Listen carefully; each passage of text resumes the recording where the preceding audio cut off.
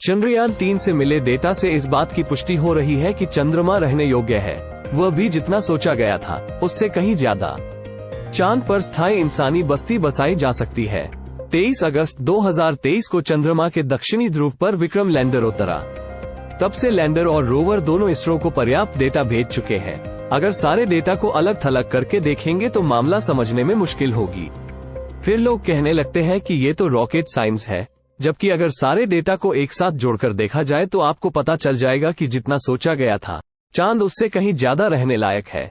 इस बात का सबसे बड़ा प्रमाण ये है कि जब लैंडर ने चांद की सतह के ऊपर और नीचे के तापमान का पता चला, ऊपर 50 से 70 डिग्री सेल्सियस तापमान था, जबकि सतह से 8 सेंटीमीटर नीचे तापमान माइनस में था।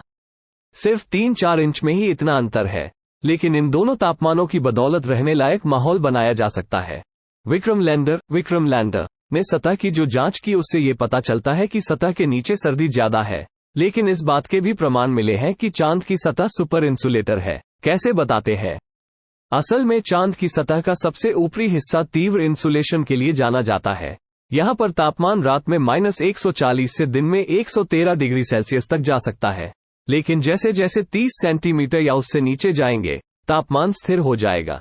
चंद्रमा पर कोई वायुमंडल नहीं है, सूरज की रोशनी से सीधा संपर्क है।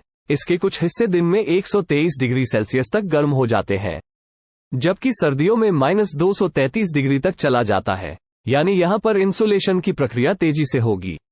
धरती से इंसुलेशन वाली चीजें ले जाने की जरूरत नहीं है। विक्रम ने अभी पता किया है कि वहां पर कई ऐसे खनिज और धातु हैं जो ये काम पूरा कर देंगे।